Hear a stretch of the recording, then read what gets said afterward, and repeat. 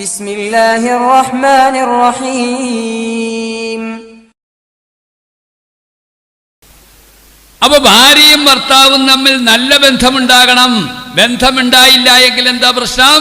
നമ്മുടെ കുടുംബത്തിന്റെ ആണിക്കല്ലിളകും. ആണിക്കല്ലിളകിയാലോ പിന്നെ ആ കുടുംബത്തിന്റെ തലമുറ തന്നെ ആകെ പാഴായി പോകും. അതല്ലേ നബിയങ്ങൾ പറഞ്ഞ ഒരു ഭാര്യയും ഭർത്താവും തമ്മിൽ തല്ലുണ്ടായി കഴിഞ്ഞാൽ അവിടെ 7 സ്റ്റെപ്പുണ്ട്. ഉടനെ തന്നെ അവിടെ മുതുക് പിടിച്ച് ഇടിക്കലോ അല്ലെങ്കിൽ കരണ കുറ്റിക്കിട്ട് അടിക്കലൊന്നും അല്ല, അല്ലെങ്കിൽ കഴുത്തെ പിടിച്ച് ഞെക്കലല്ല, അല്ലെങ്കിൽ മുടി കുത്തിയെ പിടിച്ചിട്ട് ഭിത്തിക്കിട്ട് ഇടിക്കലല്ല. നബിയങ്ങൾ പറഞ്ഞു there are 7 steps. അവിടെ 7 നടപടിക്രമങ്ങളുണ്ട്. ഒന്നാമത്തെ നടപടി എന്നാ അറിയാവോ? അവളെ മാന്യമായി വിളിച്ച് ഉപദേശിക്കണം. മോളെ, ഇവിടെ എന്നാണ് വിളിക്കുന്നത്? അങ്ങനെ വിളിച്ചോ, മോളേന്നോ അല്ലെങ്കിൽ ചക്കരയെന്നോ അല്ലെങ്കിൽ പൊന്നേന്നോ കരളയെന്നോ അല്ലെങ്കിൽ വൃക്കേന്നോ എന്നാണ് ഇവിടെ വിളിക്കുന്നത്? തൃശ്ശൂർ ജില്ലക്കാരുടെ ഭാഷ ഏതാണ് അതുപോലെ വിളിച്ചോ. എങ്ങനെ ഈ സാധനത്തിന് മയക്കെടുക്കാൻ പറ്റുമോ അതുപോലുള്ള വിളിച്ചോ. ഒന്നാമത് പറയേണ്ടത് ഉപദേശമാണ്. എന്നിട്ട് അവൾ നന്നായില്ലെങ്കിൽ രണ്ടാമത് നബിയങ്ങൾ പറഞ്ഞു അവോയ്ഡിങ് ബെഡ്. ബെഡിൽ നിന്ന് മാറ്റി കിടത്തണം. ഒന്ന് ഇങ്ങേര് താഴെ ഇറങ്ങി കിടക്കണം, അല്ലെങ്കിൽ അങ്ങേരെ അടുത്ത മുറി പോയി കിടക്കണം. അടുത്ത മുറി പോയി കിടന്നാൽ കുറ്റിയിടണ്ട. കാരണം കുറ്റിയിട്ട് കഴിഞ്ഞ് കഴിഞ്ഞാൽ ചിലപ്പോൾ അവിടെ കിടന്ന് ഉറങ്ങിപ്പോവും. പെണ്ണുമുള്ള ഒരു കോംപ്രമൈസിന് വന്നു കഴിഞ്ഞാൽ പിന്നെ ഉറക്കത്തിലാണെങ്കിൽ എണിക്കില്ല. നബി തങ്ങൾ പറഞ്ഞു ഇവൻ്റെ ചൂടും അവൾക്ക് ലഭിക്കാതിരിക്കട്ടെ. അവൻ്റെ ചൂടും അതൊരു മനഃശാസ്ത്രപരമായ അപ്രോച്ച്മെൻ്റാണ്.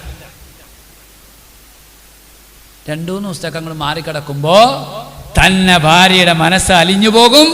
എന്നിട്ട് ഭർത്താവിൻ്റെ അടുത്തേക്ക് തന്നെ വരും.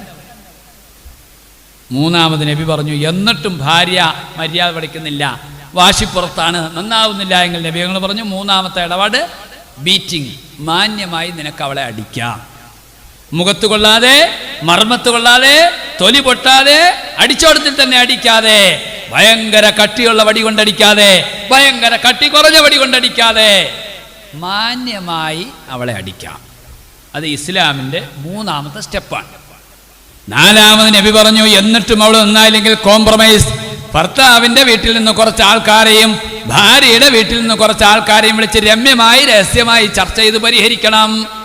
ചെവി അറിയാതെ അവർ എല്ലാവരും കൂടി മുഷാവറ ചെയ്ത് പരിഹരിക്കണം. അതോടുകൂടി ഏത് വൃത്തികെട്ട പെണ്ണും നന്നാവും. നന്നാവാത്ത ഒരു പെണ്ണുമില്ല. എന്നിട്ടും അവൾ നന്നായില്ലെങ്കിൽ 5ാമത്തെ സ്റ്റെപ്പ് നബികൾ പറഞ്ഞു അത്വലാഖുൽ വാഹിദ്. ഒരു തലാക്ക് ചെല്ലണം. ഒരു തവണ ഞാൻ നിന്നെ തലാക്ക് ചെല്ലിയെന്ന് അവളോട് പറയണം. അത് പറയുന്നതോടുകൂടി അവിടെ മുട്ടുകൂട്ടിയിടിക്കാൻ തുടങ്ങും, നെഞ്ചു പിടയ്ക്കാൻ തുടങ്ങും, തൊണ്ടയിൽ വെള്ളം വറ്റാൻ തുടങ്ങും. ഞാൻ എൻ്റെ ഇക്കാക്കായുമായിട്ട് എന്നേക്കുമായി വേർപിരിയാൻ പോവാണല്ലോ, അല്ലാ ഇനി ഞാൻ നന്നായേക്കാം. എത്ര വൃത്തികെട്ട പെണ്ണാണെങ്കിലും ഒരു തലാക്കം കൂടി ചെല്ലോടുകൂടി അവളുടെ രംഗം അങ്ങോട്ട് മാറും. തങ്ങൾ പറഞ്ഞതാ ഒരു തലാക്കല്ല, 3 കൂടി ഒറ്റയടിക്കല്ല. എന്നിട്ട് അവൾ നന്നായില്ലെങ്കിൽ 6ാമത്തെ സെമി ഫൈനൽ സ്റ്റെപ്പ്, അവസാനത്തെ സ്റ്റെപ്പിന് മുമ്പുള്ള സെമി ഫൈനൽ സ്റ്റെപ്പ് നബി ഞങ്ങൾ പറഞ്ഞു അത്വലാഖുസാനി. 2 തലാക്കങ്ങ് ചെല്ലിയേരെ. അപ്പോൾ അവക്കടെ ചങ്കിടിപ്പ് കൂടും. ഒരു ഭർത്താവിന് ഒരു ഭാര്യയെ ജീവിതത്തിൽ ആകെ തലാക്കില്ലാൻ 3 ചാൻസ് ഉള്ളൂ. 4ാമത് ചാൻസ് ഇല്ല. അതിൽ 2ാമത്തെ ചാൻസ് ഉപയോഗപ്പെടുത്തുമ്പോൾ അവളുടെ ബ്രേക്ക് പൊട്ടും. അവൾ നന്നാകാൻ തുടങ്ങും. എന്ത് വലിയ പ്രശ്നമാണെങ്കിലോ കോംപ്രമൈസിലേക്ക് വരും. ഏതായാലും എൻ്റെ ഭർത്താവുമായിട്ട് എന്നേക്കുമായി ഞാൻ വേർപിരിയാൻ പോവാണല്ലോ, അല്ലാ ഇനി ഞാൻ നന്നായേക്കാം. നബി സല്ലല്ലാഹു അലൈഹി വസല്ലം തങ്ങൾ പറഞ്ഞു 6ാമത്തെ സ്റ്റെപ്പ് 2ാമത്തെ തലാക്ക് ചെല്ലണം.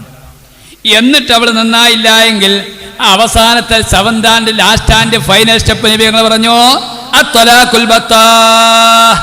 അവസാനത്തെ തലാക്കും ചൊല്ലി നീ അവളെ പിരിച്ചേരെ, അവളിൽ യാതൊരു നന്മയും ബാക്കിയില്ല എന്ന് ആദരവായ റസൂലുള്ളാഹി സ്വല്ലല്ലാഹു അലൈഹി വസല്ലം. എന്നാലും നബി പറഞ്ഞു വലാ തുതല്ലിക് വജ്ഹഹാ. നിന്റെ ഭാര്യയുടെ മുഖത്ത് നീ അടിക്കാൻ പാടില്ല എന്ന് ഷഫീഉനാ റസൂലുള്ളാഹി സ്വല്ലല്ലാഹു അലൈഹി വസല്ലം. ഭാര്യയുടെ മുഖത്തടിക്കുമ്പോൾ കളി മാറും. നബി സല്ലല്ലാഹു അലൈഹി വസല്ലം തങ്ങൾ അതല്ലേ ഹദീസിന്റെ അടിസ്ഥാനത്തിൽ മഹാന്മാരായ ആൾക്കാർ പറഞ്ഞ ഭാര്യയെ തിരഞ്ഞെടുക്കുമ്പോൾ 4 കാര്യത്തിൽ പരിഗണിച്ചത്. 3ാമത്തെ കാര്യം എന്നറിയോ? പൊക്കം കൂടിയിരിക്കണം. ആർക്ക്? ഭർത്താവിന്. കാരണം ഭാര്യക്കെട്ടൊന്ന് കൊടുത്താലും തിരിച്ചു വരുമ്പോൾ ഇയാളുടെ മോന്ത പൊങ്ങിയിരിക്കുവാണെങ്കിൽ അങ്ങനെ മോന്തയ്ക്ക് കൊള്ളൂല. അതാ പൊക്കം വെച്ച് കൂടിയിരിക്കണം എന്ന് പറഞ്ഞു. ഇൽമിൽ കൂടിയിരിക്കണം, ഭംഗിയിൽ കൂടിയിരിക്കണം, പൊക്കത്തിൽ കൂടിയിരിക്കണം, അതുപോലെ തന്നെ സമ്പത്തിൽ കൂടിയിരിക്കണം. ഈ 4 കാര്യത്തിൽ ഭർത്താവ് ഭാര്യയേക്കാൾ അല്പം മുന്തിയിക്കണം. ഇത് ഷാഫി മദ്ഹബിലെ വലിയ വലിയ പണ്ഡിതന്മാർ പറഞ്ഞ, അത് വെറുതെ പറഞ്ഞല്ല. അതുകൊണ്ട് തന്നെ പ്രിയപ്പെട്ട സഹോദരിമാരെ, സഹോദരന്മാരെ, ഭാര്യയും ഭർത്താവും തമ്മിലുള്ള ബന്ധം അതൊരു മനുഷ്യന്റെ ജീവിതത്തിലെ പ്ലാറ്റ്ഫോമാണ്. അവിടെ നിന്നാണ് തുടങ്ങേണ്ടത്. അവിടെ സ്നേഹമുണ്ടോ, അവരുടെ മക്കളിൽ സ്നേഹമുണ്ടാകും. അവിടെ ദീനുണ്ടോ, അവരുടെ മക്കളിൽ ദീനുണ്ടാകും. അവിടെ ഇസ്ലാമിയത്തുണ്ടോ, അവരുടെ മക്കളിൽ ഇസ്ലാമിയത്തുണ്ടാകും. പിന്നെ വാപ്പാനെ ഉമ്മാനെ ശ്രദ്ധിക്കണം, വാപ്പാനെ ഉമ്മാനെ നല്ലോണം നോക്കണം എന്ന് പറഞ്ഞു കൊടുക്കേണ്ട അവസ്ഥയില്ല മക്കൾക്ക്. കാരണം എന്താ, ഇവിടുന്ന് സംഗതി ഹലാലായിട്ടാണ് കയറി പോയേക്കണേ അല്ലേ? ഞാൻ ചോദിക്കട്ടെ, നിങ്ങളൊക്കെ മക്കളെ വളർത്തണേ എന്തിനു വേണ്ടിയാണ് മക്കളെ വളർത്തണേ? നിങ്ങൾ ആലോചിച്ചിട്ട് എന്തിനു വേണ്ടിയാണ് നിങ്ങൾ മക്കളെ വളർത്തണേ? ഇത്രയും നാൾ നമ്മൾ കഷ്ടപ്പെട്ട് ഇടങ്ങേറായി ബുദ്ധിമുട്ടി നാണം കെട്ടി നമ്മൾ മക്കളെ വളർത്തുക. എന്തിനാ മക്കളെ വളർത്തണേ? ഇന്ന് മക്കളെ കൊണ്ട് പൊറുതിമുട്ടിയ ആൾക്കാർ മക്കൾ മരിച്ചു കിട്ടാൻ വേണ്ടി ദ്വാരക്കുന്നു, മുന്നിൽ നിന്ന് പോയി കിട്ടാൻ വേണ്ടി ദ്വാരക്കുന്നു. മക്കളെ കൊണ്ട് ഇടങ്ങേറായി കണ്ണീര് കുടിക്കുന്ന എത്രയോ മാതാപിതാക്കൾ. എന്തേ? പ്ലാറ്റ്ഫോം ശരിയല്ല, ഭാര്യ ഭർത്താവിൻ്റെ ഇടയിലുള്ള ബന്ധം ശരിയല്ല, അവിടെ ദീനില്ല, മക്കൾക്ക് ദീനില്ല. ഞാൻ ചോദിക്കട്ടെ, നിങ്ങൾ എന്തിനാ മക്കളെ വളർത്തണേ? മഹാന്മാർ പറഞ്ഞു മക്കളെ വളർത്തുന്ന 4 കാര്യത്തിന് വേണ്ടിയാണ്. ഒന്നാമത് മക്കളെ വളർത്തുന്നതിന്റെ ഉദ്ദേശം എന്നറിയോ?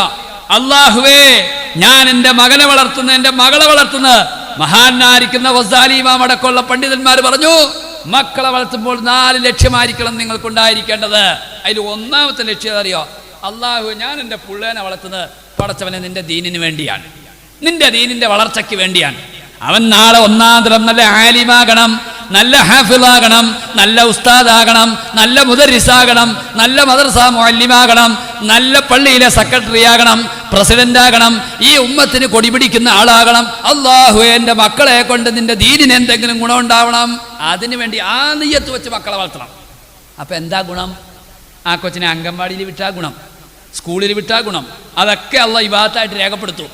ഇപ്പം തന്നെ ആ നിയ്യത്ത് അങ്ങോട്ട് വെച്ചോ, പടച്ചവനെ ഞാൻ എൻ്റെ കൊച്ചുങ്ങളെ വളർത്തണം, എൻ്റെ വ്യക്തിപരമായ ആവശ്യത്തെക്കാൾ ഉപരി അള്ളാഹു നിൻ്റെ ദീനിന് വളർച്ച കിട്ടണം. അങ്ങനെ നിയ്യത്ത് വെച്ചിട്ട് മക്കളെ വളർത്തിയാൽ, ആ കൊച്ചിനെ കക്കൂസിക്കോയിട്ട് നിങ്ങൾ കഴിയിച്ചു കൊടുത്താൽ അത് ഇബാദത്താണ്. ആ കൊച്ചിനെ അംഗൻവാടി വിട്ടാൽ അത് ഇബാദത്താണ്. ആ പിള്ളേനെ ആശുപത്രി കൊണ്ടായത് ഇബാദത്താണ്. ആ പിള്ളേരുടെ നഖം വെട്ടിക്കൊടുത്താൽ അത് ഇബാദത്താണ്. ആ പിള്ളേക്ക് ആശുപത്രി കൊണ്ട് എന്ത് ചെയ്തോ അതൊക്കെ അല്ല ഇബാദത്തായിട്ട് രേഖപ്പെടുത്തും. കാരണം മക്കളെ വളർത്തുന്നത് എന്തിനു വേണ്ടിയാ? അവൻ നല്ല ആലിമാകണം, ഹാഫിളാകണം, സെക്രട്ടറി ആകണം, പ്രസിഡന്റ്. പഠിച്ചവനെ നിന്റെ ദീനി നിന്റെ മക്കളെ കൊണ്ട് ഉപകാരം കിട്ടണം. ആ നെയ്യത്തിൽ മക്കളെ വളർത്തിക്കോ, നിങ്ങൾക്ക് ഡബിൾ സ്വർഗ. ചെറിയ കാര്യമല്ല മക്കളെ വളർത്താൻ, ദീനനുസരിച്ച് വളർത്താൻ ചെറിയ കാര്യമല്ല സഹോദരിമാരെ. അപ്പം മക്കളെ വളർത്തുന്ന ഒന്നാമത്തെ ലക്ഷ്യം എന്നറിയോ? എന്താ ഒന്നാമത്തെ ലക്ഷ്യം?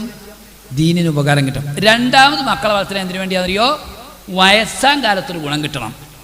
വയസ്സാം കാലത്ത് ഉമ്മാന്നൊന്ന് വിളിക്കണം, ബാപ്പാന്നൊന്ന് വിളിക്കണം, വാപ്പാടെ പുറം മാന്തി കൊടുക്കണം, ഉമ്മാടെ നഖം വെട്ടി കൊടുക്കണം, ഉമ്മാനെ ആശുപത്രി കൊണ്ടുപോകണം, ഉമ്മാനെ ഉമ്മാന്നൊന്ന് വിളിക്കണം. ഇല്ലേ? ആർക്കപ്പം ഉമ്മാനെയും ബാപ്പാനെയും വേണ്ടേ? നിങ്ങളുടെയൊക്കെ ഇരുത്തം കണ്ടപ്പോൾ മഞ്ചിലേക്കേറ്റി ഇരുത്തി ആട്ടൂന്ന് നിങ്ങളുടെയൊക്കെ തോന്നല് ഓലക്കയും കൊണ്ട് കൊല്ലാതിരുന്ന കൊല്ലാം. അതേ അവസ്ഥയിലൊക്കെ മക്കൾ വളർന്നു. തന്നെ വർക്കല് എടവാന്ന് പറഞ്ഞ സ്ഥലമുണ്ട്, എടവ. അവിടെ ഉമ്മ രാവിലെ സുബഹിക്ക് കഴിഞ്ഞപ്പോൾ കട്ടൻ ചായം തിളപ്പിച്ച് മൂടി വെച്ചിട്ട് ഉമ്മ നിൽക്കിരിക്കാൻ കരുത്. പുള്ള എഴുന്നേറ്റ് വന്നു കഴിഞ്ഞപ്പോൾ മറ്റേൻ്റെ കിറുക്കിലാണ്, ഈ MDMA കഴിച്ചിട്ട് കിടക്കണേ.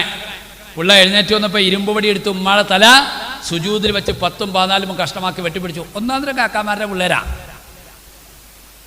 ഇപ്പം ആർക്കും ഉമ്മാനെ വേണ്ട. വയസ്സാം കാലമായി കഴിഞ്ഞാൽ ഉമ്മാനെ വേണ്ട, വാപ്പാനെ വേണ്ട. അനിയൻ പറയും, എടാ നീ കൊണ്ടുപോയി നോക്കടാ, നിനക്കല്ലടാ ടൗണിൽ വാപ്പ 2-3 കടമുറി എഴുതി തന്നെ. മറ്റവനോട് നിനക്കല്ലടാ കൂടുതൽ റബ്ബർ തോട്ടം കിട്ടിയത്, നീ നോക്കടാ. ഉമ്മാനെ വാപ്പാനെ ഇപ്പം പന്ത് കെട്ടുമ്പോലിട്ട് തട്ടും. ഉമ്മാനെ വാപ്പാനെ ആർക്കും വേണ്ടാവേ, ഒരാവശ്യമില്ല. സാധനം ഈ വയസ്സാക്കി ആക്രിക്കടയിൽ എടുക്കുകയാണെങ്കിൽ അവിടെയെങ്കിലും കൊണ്ടു കൊടുക്കുന്നു, അവിടെ എടുക്കൂല. ആർക്കപ്പം ഉമ്മാനെ വാപ്പാനെ വേണ്ടേ? കാഞ്ഞിരപ്പള്ളി എന്ന് പറഞ്ഞ സ്ഥലമുണ്ട്, കാഞ്ഞിരപ്പള്ളി. ഇഷ്ടം പോലെ സമ്പത്തുള്ള വലിയൊരു മുതലാളി. ആ വാപ്പ ചെറുപ്പത്തിൽ മരിച്ചുപോയി. ഉമ്മാനെ വയസ്സാങ്കാലായപ്പോൾ ഉമ്മാർ 3 പേരും കൂടി തീരുമാനിച്ചു നമുക്ക് ഉമ്മാനെ വൃദ്ധസ്ഥാനത്തിൽ കൊണ്ടുപോയാക്കാൻ തീരുമാനിച്ചു. അപ്പോൾ ഉമ്മ പറഞ്ഞു, മരിച്ചാലും വേണ്ടില്ല, ഞാൻ വൃദ്ധസ്ഥാനത്തിലേക്ക് പോകില്ല, ഞാൻ ഇവിടെ കിടന്നാൽ മരിക്കുള്ളൂ. അവസാനം ഒച്ചപ്പാടായി, ബഹളായി, തമ്മിത്തല്ലായി, വഴക്കായി. ഞാൻ പറയുമ്പോൾ ഈ തള്ളയുടെ കയ്യിലെ കുഴപ്പം. ഈ ഉണ്ടായപ്പോൾ തന്നെ ഒക്കത്തിനെയും കൊങ്ങയെ പിടിച്ച് ഞെക്കിയിട്ട് ആ കക്കൂസുള്ളിലേക്ക് എടുത്തിട്ടായിരുന്നു ഈ തള്ള വളർത്താൻ പോയത് അടങ്ങറായി. അല്ലെങ്കിൽ ആ വയറങ്ങോട്ട് ആ പ്ലഗിലേക്ക് കുത്തിയിട്ടുണ്ടല്ലോ, ഒക്കത്തിൻ്റെ വലയൊക്കെ ഷൂന്ന് കേൾക്കും. 3 കൂടി ഒറ്റ ഇടയ്ക്ക് തീർന്നോളെ. ഇച്ചിരി പവർ കൂട്ടി ഞാൻ കൊടുത്താങ്ങിയത് കയറും. ഞാൻ പറയുമ്പോൾ തള്ളയുടെ കയ്യിലാ തെറ്റ്. എന്താ ഉള്ള അവിടെ ഒച്ചയാക്കണേ? അങ്ങനെ അവസാനവുമാർ കോംപ്രമൈസ് വെച്ചു. എന്നാ കോംപ്രമൈസ് വെച്ചേ? 3 മുദ്രപത്രം, 100 രൂപയുടെ 3 മുദ്രപത്രം. അങ്ങനെ 100 രൂപയുടെ 3 മുദ്രപത്രവും മേടിച്ച് ഉമ്മാക്ക് വേണ്ടി ഒരു 4മതൊരു മുദ്രപത്രവും മേടിച്ച് ഉമ്മാരെല്ലാവരും അനീൻ്റെ വീട്ടിൽ കൂടി. എന്നാ ചെയ്യണം? ഇനി ഉമ്മാൻ എന്ത് ചെയ്യും? കൊല്ലാൻ പറ്റുമോ, തല്ലാൻ പറ്റുമോ, കൈത്തറക്കാൻ പറ്റുമോ, പോലീസ് വിടുവോ? അവസാനം ഒരു ഉസ്താദിൻ്റെ കെയർ ഓഫിൽ എന്ത് ചെയ്തു? മുദ്രപത്രത്തിൽ എന്നെ ഈ എഗ്രിമെൻ്റ് ചെയ്തു. എന്നാ എഗ്രിമെൻ്റ്?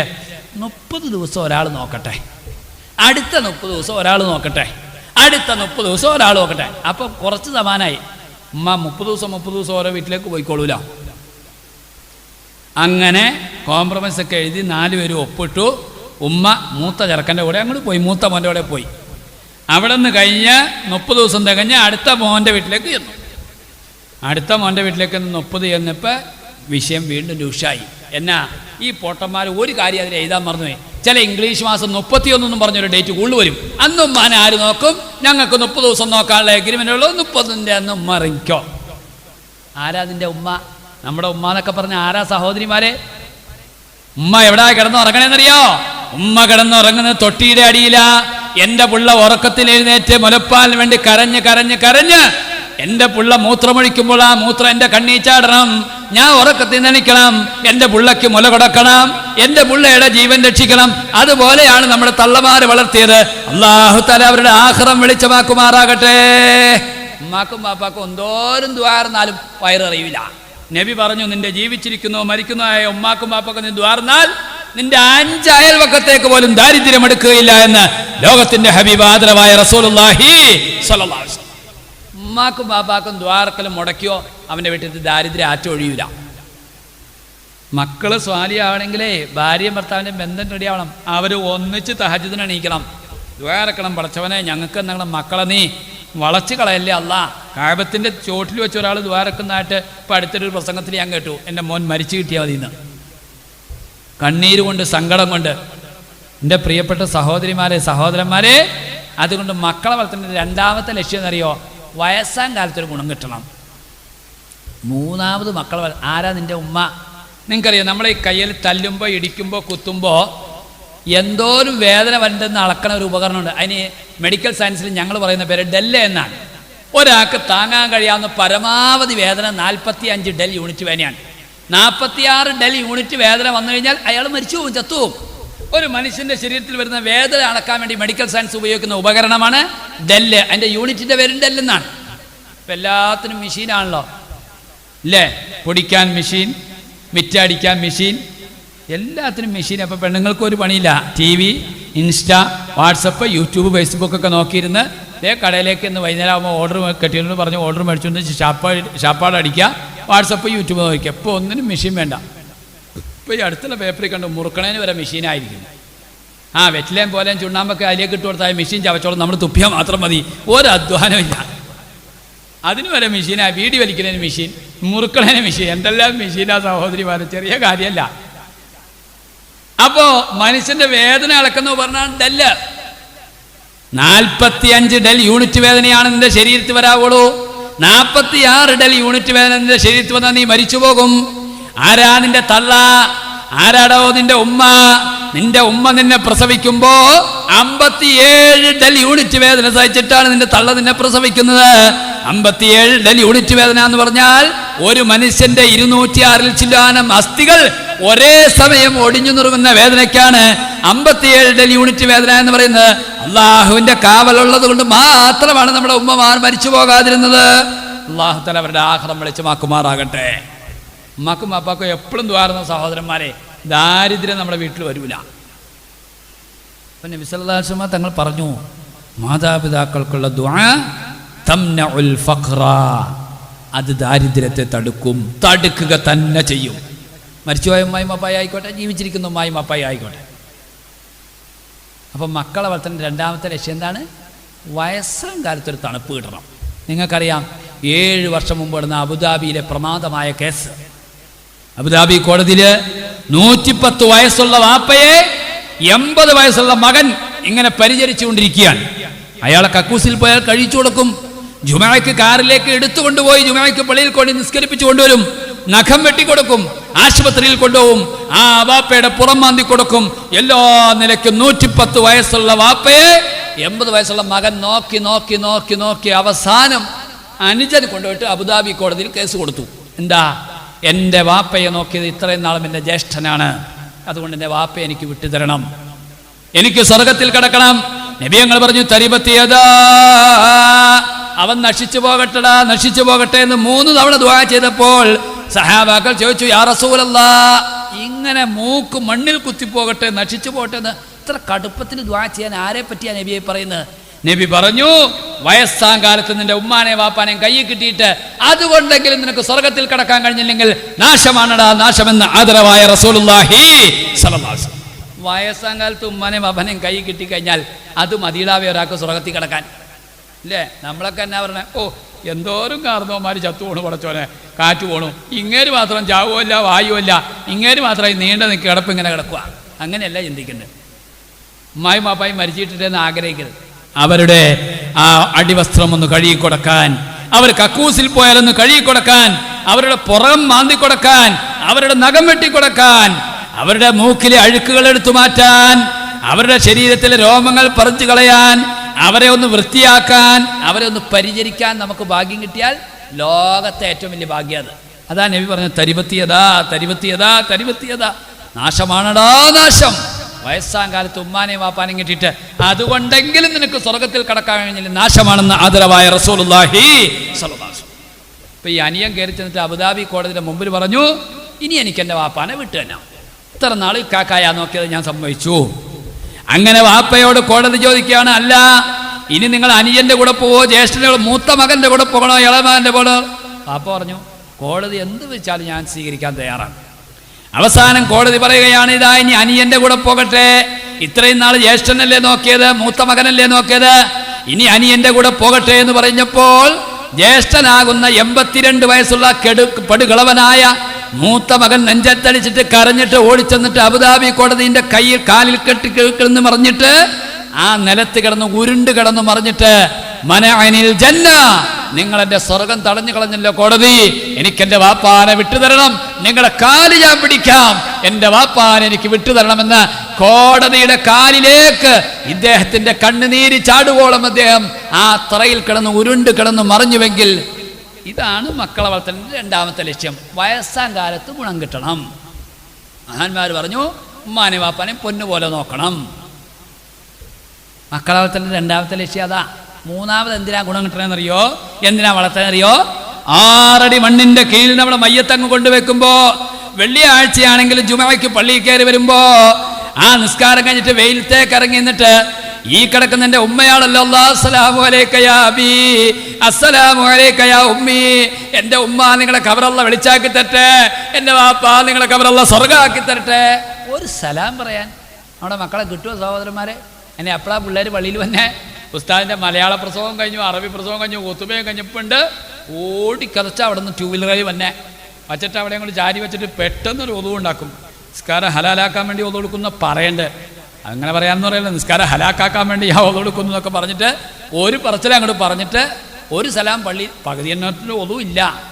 പണ്ടൊരാൾ ഞങ്ങളുടെ നാട്ടിൽ നിസ്കരിക്കാൻ വന്നു കഴിഞ്ഞപ്പോൾ ഒന്ന് ജുമയുടെ അവസാനത്തെ അത്തയ്യാത്തിലിരിക്കുക, അയാൾ ഓടിക്കയറി ഒന്ന് കൈ കെട്ടി നിസ്കാരമൊക്കെ കെട്ടി കഴിഞ്ഞിട്ട് വെളിയിലേക്ക് വരിക, പടച്ചോനെ ഇത്ര നേരത്തെ വന്നുകൊണ്ട് നിസ്കാരമെങ്കിലും കിട്ടി, ഒതു കൊടുക്കാൻ നിന്നെങ്കിൽ അതും കൂടി കിട്ടൂലായിരുന്നു, കാരണം എന്താ ഒതു കൊടുത്തിരിക്കുന്നത് നിസ്കാരം ശരിയാവുന്ന ഈ പഹേൻ്റെ ഓർമ്മ. അങ്ങനെ നിസ്കാരം ഹലാലാക്കാൻ വേണ്ടി ഞാൻ ഒതു കൊടുക്കുന്നൊക്കെ പറഞ്ഞ് ഉടനെ തന്നെ 2 റക്അത്ത് നിസ്കരിച്ച് ഒരു സലാം പള്ളിയിൽ വിട്ടും അടുത്ത സലാം റോട്ടിൽ വിട്ടും എന്നിട്ട് ഇറങ്ങി ഓടുക. ആ ഉമ്മാടെ കവർ അവിടെ കിടപ്പുണ്ട്, ഒരു സലാം പറയാൻ. ബുഖാരി റിപ്പോർട്ട് ചെയ്യുന്ന ഹദീസ്, മുത്തഫഖ് അലൈഹി ഹദീസിൽ കാണാം, നിന്റെ ബീജത്തിലുണ്ടായ നിന്റെ ഗർഭത്തിലുണ്ടായ മക്കൾ നിന്റെ കബറിങ്ങ വന്നൊരു ദുആ എന്നാൽ ഇസ്തിഗ്ഫാർ ചൊല്ലിയാൽ കംസാലിൽ ജിബാൽ, പർവ്വത കണക്കിൽ ഇബാദത്തായി ആശ്വാസമായി ആ ഉമ്മയുടെയും വാപ്പയുടെയും കബറിൽ തിരിച്ചു കിട്ടുമെന്ന് സയ്യിദുനാ റസൂലുള്ളാഹി സ്വല്ലല്ലാഹു അലൈഹി വസല്ലം. കണ്ടോ, മക്കളോട് പറയണം, മോനെ നിനക്ക് സമയമില്ല എന്നൊക്കെ എനിക്കറിയാം, എങ്കിലും ആഴ്ചയിലൊരിക്കൽ നീ ഉമ്മാടെ കബറിങ്ങ കയറി വന്നൂട്ടാ, വാപ്പാടെ കബറിങ്ങ കയറി വന്നു. ഇപ്പം 6 മാസം കഴിഞ്ഞാൽ ഉമ്മാടെ വാപ്പയുടെ കബർ ഏതാന്ന് പോലും മക്കൾക്ക് തിരിച്ചറിയില്ല. ചെറു ആറ്റ് നോറ്റ് പ്രസവിച്ച് വളർത്തി വലുതാക്കി മീശം കീശിയാക്കി നമ്മൾ വെലുത്തി വിട്ടില്ലേ, ഒരു യാസിനാ നമ്മുടെ കബറിങ്ങ വരാൻ. ഒരു മഗ്‌രിബ് നിസ്കാരം കഴിഞ്ഞിട്ടോ ആ മഗ്‌രിബ് ഇശാന്റെ ഇടയിൽ ഉമ്മാടെ വാപ്പയുടെയും കബറിങ്ങ ഒരു യാസിന ഒരു ദ്വാരക്കാൻ പോട്ടെ, അത് വേണ്ട, വെള്ളിയാഴ്ച ജുമയ്ക്ക് ഏതായാലും പള്ളിയിൽ വരുമല്ലോ, ആ ഒന്നു കൊടുക്കാൻ തൊട്ടപ്പുറം അവൻ്റെ ഉമ്മാടൊപ്പുണ്ട് ഒരു സലാം പറയാൻ.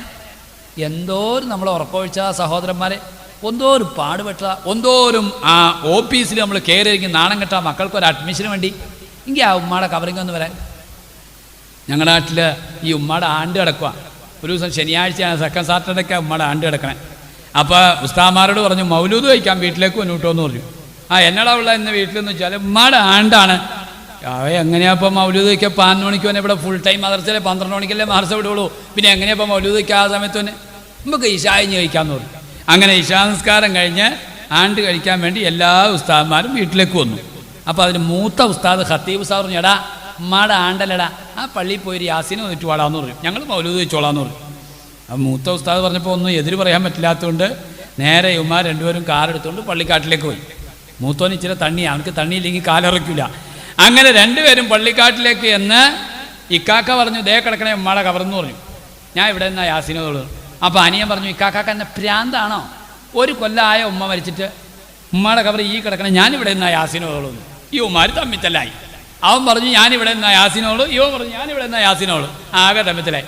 അപ്പം മൊല്ലാക്ക രണ്ടാമത്തെ അലേന്ന് പള്ളി പൂട്ടി ഇങ്ങനെ ഇറങ്ങി വരുക. അപ്പോൾ ജല്ലക്കകൾ നോക്കിപ്പോണ്ട് പള്ളിക്കാട്ടിൽ കിടന്നൊരു ഒച്ചയൊക്കെ ഉണ്ട്. ഇതെന്നെ ഉള്ള പള്ളിക്കാട്ടിൽ ഈ സമയത്ത് ഒച്ച. മൊല്ലാക്ക നേരെ അങ്ങോട്ട് ചെന്നു. എന്നടാ അവിടെ കിടന്ന് തർക്കമെന്ന് വെച്ചു. അല്ല ഇക്കാക്ക പറയണു ഈ കിടക്കണേ ഉമ്മാടെ കവറെന്ന്, ഞാൻ പറയണു ഈ കിടക്കണേ ഉമ്മാടെ. ഒരു വർഷം ആയിട്ടില്ല എന്ന് വിചാരിക്കണം. നമ്മുടെ പിള്ളേർ നമ്മുടെ കവറിങ് എന്തോരം കയറി വരും നിങ്ങളൊന്ന് ആലോചിച്ച് നോക്ക്. മഹാന്മാർ പറഞ്ഞു, നിങ്ങൾ മക്കളെ വളർത്തുന്ന 3ാമത്തെ ലക്ഷ്യം കബറിൽ ഒരു തണുപ്പ് കിട്ടണം. അങ്ങനെ യുവമാർ പറഞ്ഞു, ഇവൻ പറഞ്ഞു ഈ കിടക്കണേ ഉമ്മാടെ കവറ്, അവൻ പറഞ്ഞു ആ കിടക്കണേ ഉമ്മാടെ. അപ്പോൾ മൊല്ലാക്ക പറഞ്ഞു, മുക്രി പറഞ്ഞേ, എടാ ഹമുക്ക് അത് രണ്ടും അല്ലാടാ ഉമ്മാടെ കവറ്, ദേ കിടക്കണേ ഉമ്മാടെ കവറ്. അങ്ങോട്ട് മാറി നിന്ന് മൊല്ലാക്കാക്ക് കവർ കിട്ടില്ല. കാരണം മൊല്ലാക്ക തലക്കിരി പൈസ മേടിച്ചേക്കണിയാ. മൊല്ലാക്കാക്ക് കൃത്യമായിട്ട് അറിയാം ഇന്നതാ ഉമ്മാടെ കവറെന്ന്. മൊല്ലാക്ക പറഞ്ഞു ദേ കിടക്കണേ ഉമ്മാടെ കവറ്, അങ്ങോട്ട് മാറി നിന്ന് യാസീന് ആളാന്ന്. മഹാന്മാർ പറഞ്ഞു, മക്കളെ വളർത്തലിൻ്റെ 3ാമത്തെ ലക്ഷ്യം എന്ന് അറിയോ? ഖബറിൽ ഒരു തണുപ്പ് കിട്ടണം. 4ാമത് എന്തിനാ മക്കളെ വളർത്തുന്നത്? മഹാന്മാർ പറഞ്ഞു, 4ാമത് മക്കളെ വളർത്തുന്ന ഏറ്റവും പ്രഥമമായ ലക്ഷ്യം, അല്ലാഹുവേ 15.5 കോടി കിലോമീറ്റർ അപ്പുറം നിൽക്കുന്ന ചുട്ടുപൊള്ളുന്ന സൂര്യൻ അവിടെ ഉദിച്ചുയർന്നിട്ട് ടാറിട്ട റോട്ടിൽ നിന്ന് കാല് മെഴുകുതിരി പോലെ ഉരുകയാണ്. അങ്ങനെയുള്ള സൂര്യൻ നാളെ മഹ്ശറാ മൻസബയിൽ ഒരു ചുട്ടച്ചാൽ മുകളിലേക്ക് വരുമ്പോൾ ഈ ഉമ്മയാണ് എൻ്റെ മദ്രസാ വിദ്യാഭ്യാസം തടുത്തത്, ഈ ഉമ്മയാണ് എൻ്റെ ദീനി വിദ്യാഭ്യാസം തടുത്തത്, ഈ ഉമ്മായും വാപ്പായുമാണ്. എടാ നിനക്ക് SSLCക്ക് ഒത്തിരി പഠിക്കാനുണ്ട്, +2 ഒത്തിരി പഠിക്കാനുണ്ട്, നീ മദ്രസയിൽ പോയത് മതിയുടെ പുള്ളേ, നീ ദീൻ പഠിച്ചത് മതിയുടെ പുള്ളേ, നീ അള്ളാഹനെ മനസ്സിലാക്കിയത് മതി, നിന്റെ മദ്രസ നിർത്തിക്കോ, നിനക്ക് ട്യൂഷന് പോകാനുണ്ട്, നിനക്ക് സ്കൂളിൽ ഒത്തിരി പഠിക്കാനുണ്ട്, ഹോം വർക്ക് ചെയ്യാനുണ്ട്. മദ്രസയെ പഠിപ്പിക്കുന്ന ഉസ്താദ്മാരുടെ തൊഴിലാണ്, അത് അവരുടെ അന്നത്തിന് വേണ്ടി ചെയ്യുന്ന ഇടപാടാണ്. എടാ മോനെ നിനക്ക് സ്കൂളിൽ ഒത്തിരി പഠിക്കാനുണ്ട്, അത്യാവശ്യമൊക്കെ ഇപ്പം നീ പഠിച്ചു. അപ്പോൾ ഉസ്താദ് പറഞ്ഞു, അല്ല അങ്ങനെ മദ്രസ നിർത്തല്ലേ, ആ പിള്ള കിഴക്കോട്ട് തിരിഞ്ഞെന്ന് നിൽക്കിരിക്കണേ. അതൊന്നും കുഴപ്പമില്ല ഉസ്താദ്, എങ്ങോട്ടെങ്കിലും ഒന്ന് തിരിഞ്ഞെന്ന് നിൽക്കിരിച്ചാൽ മതി, അതൊന്നൊരു വിഷയമല്ല ഉസ്താദ്. അല്ല ഈ പിള്ള റുക്കൂ ചെയ്യുമ്പോൾ എന്നാണ് ചാടിപ്പോയ സാധനം നോക്കണം മട്ട, അതൊന്നും വിഷയമല്ല ഉസ്താദ്, എങ്ങനെയെങ്കിലും ഒന്ന് കാണിച്ച് കൂട്ടിയാൽ മതി. നബി ഞങ്ങൾ പറഞ്ഞില്ലേ ഖിയാമത്ത് നാളാവുമ്പോൾ ദീനിയായ അറിവ് ഉയർത്തപ്പെടുന്നു. ശരിയത് എല്ലാ മദ്രസയിലും കുട്ടികൾ കൊഴിഞ്ഞുകൊണ്ടിരിക്കുകയാണ്, ദീനി വിദ്യാഭ്യാസം കിട്ടുന്നില്ല. എൻ്റെ പ്രിയപ്പെട്ട സഹോദരിമാരെ സഹോദരന്മാരെ, സൂറത്തുൽ അഹ്സാബ് നിങ്ങൾ പരിശോധിച്ച് നോക്ക്. ഈ ഉമ്മയും ബാപ്പയും കാരണമാണ് ഞങ്ങൾ വഴിപിഴച്ചു പോയത്. അതുകൊണ്ട് ഉമ്മാനെയും വാപ്പാനെയും ചെമ്പിൻ്റെ തറയിലേക്ക് മലർത്തി കിടത്തു അല്ലാ, അവരുടെ നെഞ്ചിൻ്റെ മുകളിൽ കയറി നിന്നിട്ടാണെങ്കിൽ മക്കളാകുന്ന ഞങ്ങളുടെ കാലിൻ്റെ ചൂടൊന്നകറ്റട്ടെ എന്ന് സ്വന്തം മക്കൾ പൊട്ടിക്കരഞ്ഞ അള്ളാഹിനോട് പരാതി പറയുമെന്ന് ആദരവായ റസൂലുള്ളാഹി. കണ്ടോ, ഇവിടെ 10 ബഹുമാന്യരായ ഉസ്താദന്മാരുണ്ട് ഈ മദ്രസയിൽ. ഒരു പിള്ളേനെയും +2 സമസ്ത കേരള ഇസ്ലാം മത വിദ്യാഭ്യാസ ബോർഡ് കുട്ടികളുടെ ചങ്ക് പഠിച്ച് നെഞ്ച് പഠിച്ച് പ്രായം മനസ്സിലാക്കി പക്വത മനസ്സിലാക്കി സ്കൂൾ സിലബസും കൂടി എടുത്ത് മുമ്പിൽ വെച്ചിട്ട് സിലബസ് തയ്യാറാക്കണേ. നിങ്ങളുടെ കുട്ടികൾ മദ്രസാ വിദ്യാഭ്യാസം നിർത്തിക്കളയാതെ ഓവർലോഡ് വരാതെ കൃത്യമായി മിടുക്കന്മാരായ വിദ്യാഭ്യാസ വിചക്ഷണരാണ് സമസ്ത കേരള ഇസ്ലാം മത വിദ്യാഭ്യാസ ബോർഡിൻ്റെ പാഠപുസ്തകങ്ങൾ തയ്യാറാക്കുന്നത്. എനിക്ക് കൃത്യമായിട്ട് അറിയാം. അതുകൊണ്ട് +2 വരെ മദ്രസാ വിദ്യാഭ്യാസം കൊടുത്തില്ലെങ്കിൽ ഒരു നാൾ ഉമ്മ ഖേദിക്കേണ്ടി വരും, ഒരു നാൾ വാപ്പ ഖേദിക്കേണ്ടി വരും. കുടുംബത്തിൽ ഛിദ്രതയുണ്ടാകും, കുടുംബത്തിൽ ഭിന്നതയുണ്ടാകും. ഉമ്മാനെ അനുസരിക്കാത്ത മക്കൾ പെരുകി വരും, വാപ്പാനെ അനുസരിക്കാത്ത മക്കൾ പെരുകി വരും. കല്യാണം കഴിച്ചാൽ ഭാര്യയെ അംഗീകരിക്കാത്ത ഭർത്താവിനെ മനസ്സിലാക്കാത്ത മക്കൾ പെരുകി വരും. മദ്രസാ വിദ്യാഭ്യാസം കൊടുക്കേണ്ട സമയത്ത് കൊടുത്തോ, ദീനി വിദ്യാഭ്യാസം കൊടുക്കേണ്ട സമയത്ത് കൊടുത്തില്ല എങ്കിലുണ്ടല്ലോ ഇടങ്ങേറായി പോകും. അതുകൊണ്ട് ആഖിറത്തിൽ ഗുണം കിട്ടണം. 4ാമത് മക്കളെ വളർത്തേണ്ട ഉദ്ദേശം എന്താണ്? ആഖിറത്തിൽ ഗുണം കിട്ടണം. ആഖിറത്തിൽ ഗുണം കിട്ടണമെങ്കിൽ അല്ലാഹുവേ റബ്ബനാ ആതിഹിം ദുഅഫൈനി മിനൽ അദാബ്, എനിക്ക് വഴിവഴച്ചതിൻ്റെ പേരിൽ തരാമണ ശിക്ഷയാണ്, അതിൻ്റെ ഇരട്ടി ശിക്ഷ എൻ്റെ ഉമ്മാക്കും ബാപ്പാക്കും കൊടുക്കണമെന്ന് സ്വന്തം മക്കൾ അല്ലാഹുവിനോട് പരാതി പറയുമെന്ന് സൂറത്തുൽ അഹ്സാബ് സാക്ഷ്യപ്പെടുത്തുന്നുവെങ്കിൽ എൻ്റെ പ്രിയപ്പെട്ട സഹോദരിമാരെ, കുടുംബത്തിൽ ക്ഷീണമുണ്ടാകാതെ, കുടുംബത്തിൽ പ്രശ്നങ്ങളുണ്ടാകാതെ മക്കൾ നല്ല വഴിക്ക് വന്നോ ദീനി വിദ്യാഭ്യാസം കൊടുക്കുന്നതാണ്. ഇവിടുത്തെ ഉസ്താദന്മാരൊക്കെ മിടുക്കന്മാരായ ഉസ്താദന്മാരാണ്, വർഷങ്ങളോളം തഴക്കവും വഴക്കമുള്ള ഉസ്താദന്മാരാണ്. എന്നാൽ അങ്ങനത്തെ ഉസ്താദന്മാരെ ഇപ്പം കിട്ടാനില്ല. അതല്ല ഇപ്പം ഇടങ്ങേറ്. എന്തോ ഇപ്പം ഇന്നാളിപ്പോൾ കോട്ടയം ജില്ലയിലെ ഒരു സ്ഥലത്ത് എന്നെ വിളിച്ചിരുന്നു, ഒരു ഉസ്താദിനെ തരാമോ എന്ന് ചോദിച്ചു. ഞാൻ ഉസ്താദിനെ ഇവിടെ നിന്ന് പറഞ്ഞു വിട്ട് കഴിഞ്ഞപ്പോൾ അവിടെ ചെന്നപ്പോൾ ഉസ്താദിനോട് കമ്മിറ്റിക്കാർ ചോദിച്ചു, എന്നാ ശമ്പളം ഉദ്ദേശിക്കുന്നത്? 25,000 രൂപ തന്നേക്കാൻ പറഞ്ഞു. 25,000 രൂപ ഉസ്താദന്മാർക്ക് ശമ്പളമോ? ഇതിന് നിങ്ങൾക്ക് വട്ടം വല്ലോണ്ട്? 25,000 ആണെങ്കിൽ ഞാൻ നിൽക്കണോളൂ എന്ന് പറഞ്ഞു. ഇപ്പോൾ സമസ്ത കേരളയും ദക്ഷിണ കേരളയും എല്ലാ വിദ്യാഭ്യാസ ബോർഡും കൂടി ഒരു സർവേ നടത്തുന്നുണ്ട്. 4000 ഉസ്താദന്മാർ ഈ രാജ്യം വിട്ടുപോയി. എന്നാ കാരണം എന്നറിയോ? ജീവിതത്തിൻ്റെ രണ്ടറ്റം മുട്ടിക്കാൻ കഴിയണില്ല. അരിക്ക് വല്ലയിടത്തിനും വിലക്കുറവുണ്ടോ? വെളുത്തുള്ളിക്ക് രൂപ 375 അല്ലേ? പോത്തിറച്ചി രൂപ 170. 70 എവിടെ? 170 അരക്കിലോയേ? അരക്കിലോ 1 കിലോക്ക് 350 എന്നുള്ളത് ആർക്കറിയില്ല. വേണത് 4000 ഉസ്താദന്മാർ രാജ്യം വിട്ടുപോയി, ഗൾഫിലാ. നല്ല ഖുർആൻ പഠിപ്പിക്കേണ്ട, ദീൻ പഠിപ്പിക്കേണ്ട, മയ്യത്തിൻ്റെ ദുആ പഠിപ്പിക്കേണ്ട, അള്ളാഹുവിൻ്റെ ദീൻ പഠിപ്പിക്കേണ്ട ഉസ്താദ് ഇല്ല. നല്ല മൊയ്ലാക്കന്മാരെ കിട്ടാനില്ല, ഒക്കെ ഗൾഫിലേക്ക് പറന്നുപോയി. അപ്പോൾ ഉള്ള അധ്യാപകരെ നമ്മൾ മുതലാക്കിയെടുക്കുക എന്നുള്ളതാണ് പിന്നെ അവിടുത്തെ ബുദ്ധി. അൽഹംദുലില്ലാ, നമ്മുടെ ഈ മഹലിൻ്റെ കീഴിൽ 10-12 ഉസ്താദന്മാരുണ്ട്. അള്ളാഹു തആല അവർക്ക് ദീർഘായുസ്സും ആഫിയത്തൊക്കെ നൽകി അനുഗ്രഹിക്കുമാറാകട്ടെ. മക്കളെ ദീനി വിദ്യാഭ്യാസം കൊടുക്കുന്നതിൽ അവരുടെ പങ്ക് ചെറുതല്ല സഹോദരന്മാരെ. അപ്പോൾ ഞാൻ പറഞ്ഞു വന്നത്, മക്കളെ വളർത്തുന്ന മഹാന്മാർ പറഞ്ഞു 4 അടിസ്ഥാനപരമായ ലക്ഷ്യങ്ങളാണ്. ഒരു പുള്ള ഉമർ റളിയല്ലാഹു ഇങ്ങനെ വീട്ടിലിരിക്കുമ്പോൾ ഒരു പുള്ള വാപ്പയുടെ കൈയും പിടിച്ചുകൊണ്ട്, ഒരു പുള്ളയുടെ കൈയും പിടിച്ചുകൊണ്ട് വാപ്പ ഇങ്ങനെ കയറി വന്നു. വാപ്പ കയറി വന്നിട്ട് ഉമർ തങ്ങളോട് പറഞ്ഞു, ഉമർ തങ്ങളെ എനിക്കൊരു കാര്യം പറയാണ്ട്. എന്നടാവേ? ഈ പുള്ള എന്നെ എപ്പോഴും മാന്തിപ്പറിക്കുകയാണ്, ഉപദ്രവിക്കുകയാണ്, കളിയാക്കുകയാണ്, ഇടിക്കുകയാണ്, കുത്തുകയാണ്.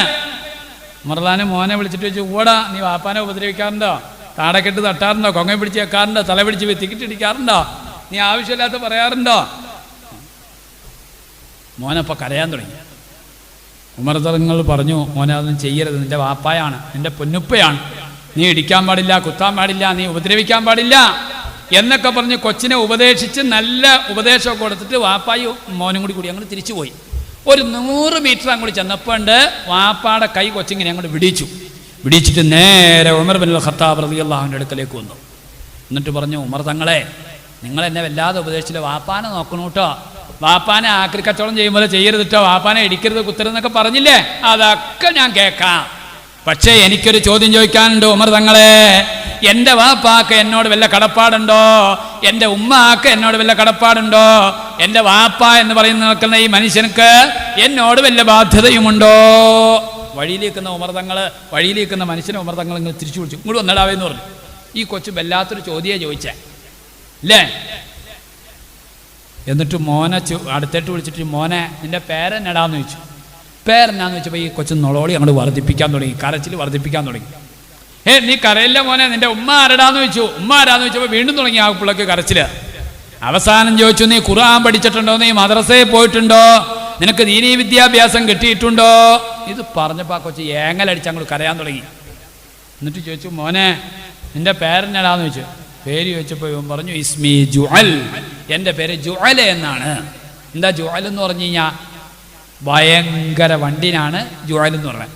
40 വർഷം പ്രായമുള്ള തെങ്ങിലേക്ക് വണ്ടി കയറി എന്താ, അത് അവിടെ നിന്ന് കൂടടച്ചു പോകും. കൊലക്കാരായ വാഴയിലേക്ക് വണ്ടി കയറിയാൽ എന്താ അവസ്ഥ? ആ വാഴക്കൂമ്പ് കുളഞ്ഞു പോകും, പിന്നെ വാഴ ഉണ്ടാവൂല, വാഴക്ക ഉണ്ടാവൂല. നമ്മുടെ ചെവിയിലേക്ക് രാത്രി ഒരു വണ്ട് പോയാൽ എന്താ നമ്മുടെ അവസ്ഥ? നമുക്ക് ഉറക്കമില്ല. ഇതുപോലെ ഉപദ്രവിക്കുന്ന സാധനത്തിന്റെ പേരാണ് ജുഅൽ, വണ്ട്. ആ പേരാണ് ഈ പുള്ളക്ക് ഇട്ടേക്കണേ. അപ്പോൾ ഈ പുള്ള ഇങ്ങനെ വാപ്പാനെ മാന്തിപ്പറിക്കാൻ തുടങ്ങും, പിച്ചിപ്പറിക്കാൻ തുടങ്ങും, തലയെ പിടിച്ച് മാന്തും, കളിയാക്കും, ഇടങ്ങേറാക്കും. മൃതങ്ങൾ പറഞ്ഞു അത് ശരിയല്ല. രണ്ടാമത് ചോദിച്ചു, നിന്റെ ഉമ്മയാരാണ്? ഉടനെ തന്നെ ആ കുട്ടി പറഞ്ഞു, എൻ്റെ ഉമ്മ എന്ന് പറഞ്ഞാൽ ദക്ഷിണാഫ്രിക്കയിൽ നിന്ന് പണ്ട് അടിമ സ്ത്രീകളെ കൊണ്ടുവരാറുണ്ട്. മദീനയിൽ അടിമ സ്ത്രീകളെ കൊണ്ടുവന്നിട്ട് സംയോഗത്തിലൂടെ ഉണ്ടാകുന്ന മക്കളുണ്ട്. ആ കൂട്ടത്തിൽപ്പെട്ടതാണ് എൻ്റെ ഉമ്മ. ഒരു തെക്കും വടക്കും അറിയാൻ പാടില്ല, തെറിയല്ലാതെ വായിന്ന് ചാടൂല, ഒരു സംസ്കാരമില്ലാത്ത തള്ളയാണ് എൻ്റെ തള്ള. ഉടനെ ഉമർ തങ്ങൾ പറഞ്ഞു, ഒരു വാപ്പ എന്നുള്ളവരൊക്കെ കുട്ടിയോട് ഒന്നാമത്തെ നടപടി എന്ന് പറയാം, പുള്ളക്ക് പേരിടുമ്പോൾ നല്ല പേരിടണം. എന്നാ പേരിനെ? ഖൈറുന്നിസാ, പെണ്ണുങ്ങളിൽ ഏറ്റവും നല്ല പെണ്ണ്. ഹസീന, ഏറ്റവും നല്ല പെണ്ണ്. മറിയം ബീവി, ഏറ്റവും നല്ല പേര്. ഖദീജ ബീവി, ഏറ്റവും നല്ല പേര്. ആയിഷ, ഏറ്റവും നല്ല പേര്. സ്വാലിഹ, ഏറ്റവും നല്ല പേര്. മക്കൾക്ക് പേരിടുമ്പോൾ ആമക്കൾക്കാണെങ്കിലും പെമ്മക്കാണെങ്കിലും സ്വാലിഹീങ്ങളുടെയും പ്രവാചകന്മാരുടെയും നബിമാരുടെയും ഔലിയാക്കന്മാരുടെയും പേരിടണം. അബ്ദുള്ള കൂട്ടിയിടണം, മുഹമ്മദ് ഇടണം, ഇതൊക്കെ നല്ല പേരാണ്. അപ്പം കൊച്ചിൻ്റെ പേരിന് ജുഅല എന്നാണ്, അതിൻ്റെ സ്വഭാവമാണ് അത് കാണിക്കുന്നത്. രണ്ടാമത് പറഞ്ഞു, വാൻ തഖ്താറ ഉമ്മഹു, ഉമ്മാനെ തെരഞ്ഞെടുക്കുമ്പോൾ നല്ല ഉമ്മാനെ നോക്കി തെരഞ്ഞെടുക്കണം. ആരാ നിന്റെ ഉമ്മ എന്ന് ചോദിച്ചപ്പോൾ അന്ന് ദക്ഷിണാഫ്രിക്കയിൽ നിന്ന് കൊണ്ടുവന്ന അടിമ സ്ത്രീയാണ് എൻ്റെ ഉമ്മ. ഒരു സംസ്കാരമില്ല. കല്യാണം കഴിക്കാൻ വേണം ആൾ തീരുമാനിക്കണം, എനിക്കൊരു പുള്ള ഉണ്ടാകാനുള്ള, ആ പുള്ളക്ക് അലിഫുബാ പറഞ്ഞു കൊടുക്കാനുള്ളതാണ്. ആ പുള്ളക്ക് ബാങ്ക് കൊടുക്കുന്നു, ഇതാ നീ ബാങ്ക് കൊടുക്കുന്നതുകൊണ്ട് മിണ്ടാതിരിക്കെ, വാട്സപ്പ് ഓഫാക്ക്, TV ഓഫ് ചെയ്യ്, അള്ളാഹുവിന്റെ പരിശുദ്ധമായ ബാങ്കിനെ നീ ബഹുമാനിക്ക്. ഇത് പറഞ്ഞു കൊടുക്കേണ്ട ആളാ ഉമ്മ. അതുപോലത്തെ ഉമ്മാനെ നോക്കി സാലിഹത്തായ പെണ്ണിനെ നോക്കി കെട്ടണം. അതുണ്ടായില്ല അവിടെ. മൂന്നാമത് ചോദിച്ചു, നീ ഖുർആൻ പഠിച്ചിട്ടുണ്ടോ? ആ കൊച്ചു പറഞ്ഞു, വമാ അല്ലമനി ആയത്തൻ മിൻ ആയാത്തില്ലാ, ഒരു മുറി ആയത്തെന്നല്ല, ഒരു ഫുൾ ആയത്തെന്നല്ല, ഖുർആൻ ഞാൻ കണ്ടിട്ടേ ഇല്ല. ഒരു മുറി ആയത്ത് പോലും എൻ്റെ വാപ്പ എന്നെ പഠിപ്പിച്ചിട്ടില്ല. ഉണ്ടോ? ഉടനെ ഉമർ പറഞ്ഞു, ഫഹ്റുജ്, കടക്കടാ വീട്ടിൽ നിന്ന്. ഇന്നക്കലാ തലൂമന്നെ ഇല്ലാ നഫ്സക, നീ നിന്നെ തന്നെ അല്ലാണ്ട് കുറ്റം പറയണ്ട. കാരണം കുഴപ്പം നിന്റെ ഇല്ല. നീ പിള്ളേനെ ഓതാൻ വിട്ടിട്ടില്ല, നീ പിള്ളേനെ മദ്രസയിൽ വിട്ടിട്ടില്ല, നീ ദീൻ പഠിപ്പിച്ചിട്ടില്ല. അമ്മായി വാപ്പായിനെ അനുസരിക്കോ പിള്ള? നിങ്ങളൊന്ന് ആലോചിച്ച് നോക്കി, എത്ര മണിക്കാരത്തിൻ്റെ? ഓക്കെ. അതുകൊണ്ട് സഹോദരിമാരെ, നിങ്ങൾക്ക് നല്ല മക്കൾ വേണോ? നല്ല ഭർത്താക്കന്മാർ നിങ്ങളെ പെൺമക്കൾക്ക് വേണോ? നിങ്ങളുടെ ആ മക്കൾക്ക് നല്ല ഭാര്യമാർ വേണം. മദ്രസയിലേക്ക് വിട്. ഒരു കുട്ടി സ്കൂൾ വിട്ടിട്ട് വന്നു കഴിഞ്ഞാൽ ഉമ്മാക്ക് എന്നാ വെപ്രാളറിയും. ഉമ്മ 4 മണിക്ക് ഗ്യാസിൽ ചായ വെച്ചേക്കുമായിരിക്കും. ഉമ്മ ഓടി ചെന്ന് ബാഗ് ഇങ്ങോട്ട് വലിച്ചെറിക്കും. മുറ്റത്തേക്ക് കൊച്ചു കയറി വരുമ്പോൾ തന്നെ എൻ്റെ ബാഗ് അങ്ങോട്ട് തുറക്കും. എന്നെ ഡയറി എടുക്കും. എടാ ഇന്ന് സാറ് എന്നൊക്കെയാണ് എഴുതാൻ പറഞ്ഞേക്കണേ, ഏതൊക്കെയാണ് വായിക്കാൻ പറഞ്ഞേക്കണേ, എന്നൊക്കെയാണ് ഹോംവർക്ക് ചെയ്യാൻ പറഞ്ഞേക്കണേ, എന്തൊക്കെയാണ് പഠിച്ചുകൊണ്ടില്ലാൻ പറഞ്ഞേക്കണേ, ഏതൊക്കെ പടം വരയ്ക്കാം. ഉമ്മാക്ക് എന്നാ വെപ്രാള. എനിക്ക് ഒരു കൊച്ചു മദ്രസ വിട്ടിട്ട് അങ്ങോട്ട് കയറി പറ്റേ. ഈ പെണ്ണുങ്ങൾ നിന്നോടത്തി നനങ്ങുമോ? ഇന്ന് എന്നാണ് അവസ്ഥ പഠിപ്പിച്ച? ഉമ്മാനെ തല്ലാനാണോ പഠിപ്പിച്ച? വാപ്പനെ കൊല്ലാനാണോ പഠിപ്പിച്ച? ഏത് ഇവിടുത്തെ പെണ്ണുങ്ങളെ പറ്റി അല്ലാട്ട് പറയണേ. എൻ്റെ നാട്ടിലെ ഇവിടുത്തെ പെണ്ണുങ്ങളെ അത്ര നല്ല പെണ്ണുങ്ങളെ ലോകത്ത് ഞാൻ കണ്ടിട്ടില്ല. എൻ്റെ നാട്ടിലെ പെണ്ണുങ്ങളെ പറ്റി പറയണേ. ഇന്ന് ഏത് ദ്വായാണ് ഉസ്താദ് മദ്രസയെ പഠിപ്പിച്ച? ഉമ്മാനെ തല്ലാനാണോ പഠിപ്പിച്ച? വാപ്പാനെ കൊല്ലാനാ? എൻ്റെ പ്രിയപ്പെട്ട സഹോദരിമാരെ, നിങ്ങൾ ചോദിക്കണം. ഇങ്ങനെ മക്കളെ ദീനനുസരിച്ച് വളർത്തിക്കഴിഞ്ഞാൽ നിങ്ങളുടെ കുടുംബത്തിൽ ഐശ്വര്യമുണ്ടാകും, സമാധാനമുണ്ടാകും, കുടുംബത്തിൽ സ്നേഹമുണ്ടാകും. ഇപ്പം ഇതൊക്കെ പറയാൻ സമയമില്ലല്ലോ.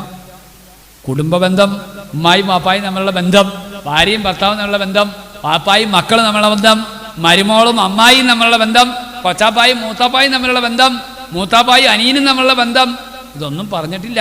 ഞാൻ വടിയൊടിക്കാൻ പോയിട്ടുള്ളൂ, തല്ല് തുടങ്ങിയിട്ടില്ല. എനിക്കറിയാം നിങ്ങൾക്ക് നല്ലോണം വിശക്കുന്നുണ്ടെന്നും നിങ്ങളുടെ സാഹചര്യം പ്രതികൂലമാണെന്നൊക്കെ അറിയാം. ഇൻഷാ അല്ലാഹ് ഇന്ന് ഒരു മഴ പെയ്തു പോയി, അതൊന്നും നിങ്ങൾ പേടിക്കണ്ട. അതൊക്കെ അള്ളാഹുവിൻ്റെ റഹ്മത്തും അള്ളാഹുവിൻ്റെ കലാകദറുമാണ്. അതങ്ങനെ നടക്കും ഇൻഷാ അല്ലാഹ്. വേറൊരു സാഹചര്യത്തിൽ വിശദമായി സംസാരിക്കാമെന്ന് വാക്ക് തരികയാണ്. അവർക്ക് ഭക്ഷണമില്ലേ? എല്ലാവർക്കും ഭക്ഷണമുണ്ട്. അപ്പം അതുകൊണ്ട് സഹോദരിമാരെ, കുടുംബ ബന്ധത്തിൻ്റെ ABCD പോലും നമ്മൾ എത്തിയിട്ടില്ല.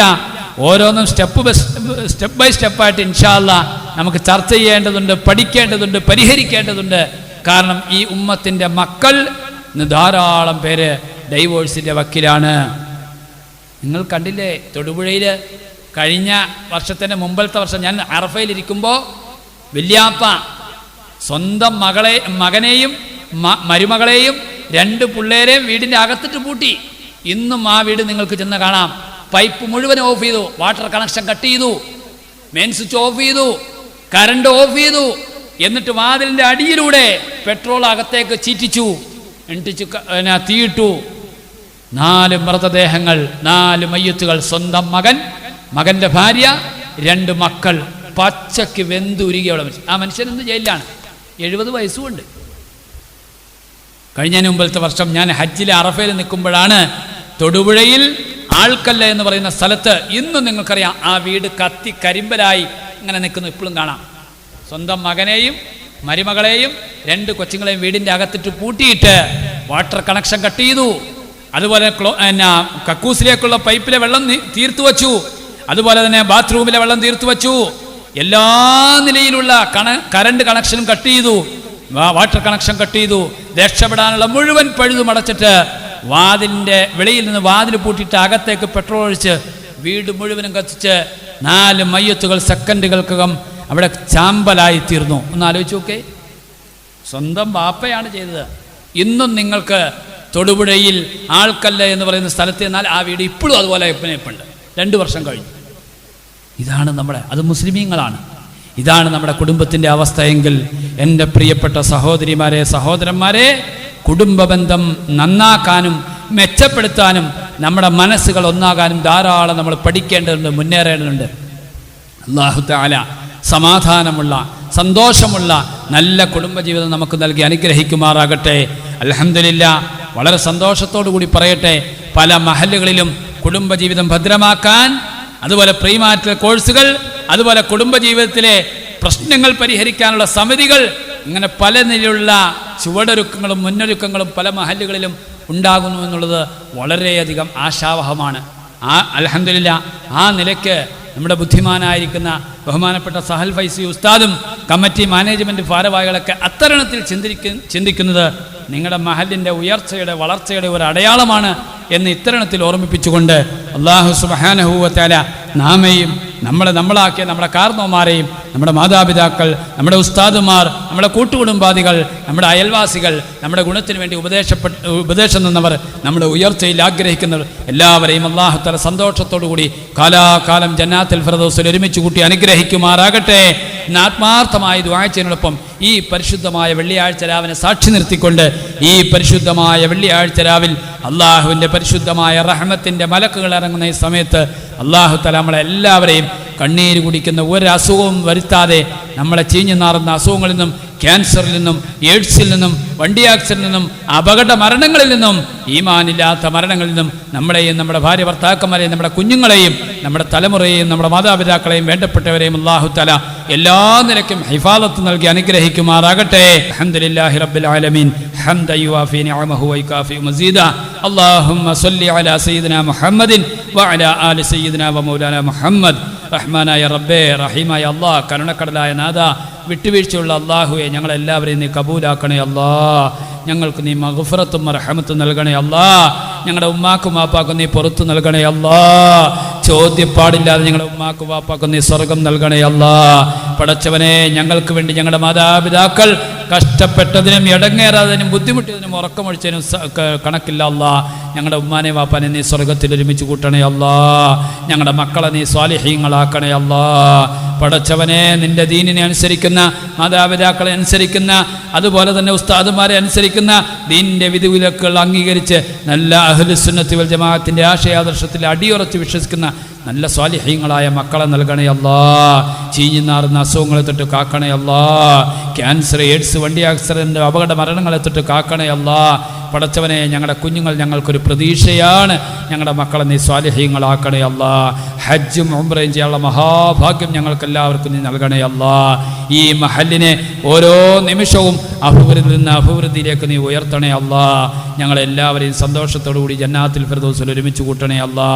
ലോക മുസ്ലിമീങ്ങൾ പല നിലയ്ക്കും കഷ്ടപ്പാടിലും ഇടങ്ങേറിലും ബുദ്ധിമുട്ടിലും യുദ്ധത്തിലും ചോരയിലുമാണ്. അല്ലാഹുവേ, നീ സംരക്ഷണം നൽകണേ അല്ലാ. ലോകത്തിൻ്റെ പല ഭാഗത്തും മുസ്ലിമീങ്ങൾ ക്രൂരമായി ആക്രമിക്കപ്പെട്ടുകൊണ്ടിരിക്കുകയാണ്. സഹിക്കാൻ കഴിയുന്നില്ല അല്ലാ. കണ്ടിട്ട് ഞങ്ങളുടെ മനസ്സ് വിങ്ങിപ്പൊട്ടുകയാണ്. പാവങ്ങളായ ഞങ്ങളുടെ സഹോദരന്മാർക്ക് അല്ലാഹുവേ, നീ രക്ഷ നൽകണേ അല്ലാ. നീ സലാമത്ത് നൽകണേ അല്ലാ. നീ തുമഅനീനത്ത് നൽകണേ അല്ലാ. ഞങ്ങളുടെ സാധുക്കളായ ഈ മദ്രസയിലും പള്ളിയിലും ജോലി ചെയ്യുന്ന ഉസ്താദുമാർക്ക് ആഫിയത്തും ദീർഘായുസ്സും നൽകണേ അല്ലാ. അവരുടെ തൊഴിലിലും ജോലിയിലും നീ ബറക്കത്ത് ചെയ്യണേ അല്ലാ. ഈ മഹല്ലിലെ ഓരോ അംഗങ്ങൾക്കും ദീർഘായുസ്സുള്ള ആഫിയത്ത് നൽകി അനുഗ്രഹിക്കണേ അല്ലാ. റബ്ബനാ ആതിനാ ഫിദ്ദുനിയാ ഹസന വഫിൽ ആഖിറതി ഹസനതൻ വഖിനാ അദാബന്നാർ. ആമീൻ ബിറഹ്മതിക യാ അർഹമർ റഹീമീൻ. വൽഹംദുലില്ലാഹി റബ്ബിൽ ആലമീൻ ബിഹഖി സല്ലല്ലാഹു അലാ മുഹമ്മദ് സല്ലല്ലാഹു അലൈഹി വസല്ലം സല്ലല്ലാഹു അലാ മുഹമ്മദ് സല്ലല്ലാഹു അലൈഹി വസല്ലം اللهم صل على محمد والآل أهل البيت سلم صل على جميع الأنبياء والمرسلين الحمد لله رب العالمين السلام عليكم ورحمة الله وبركاته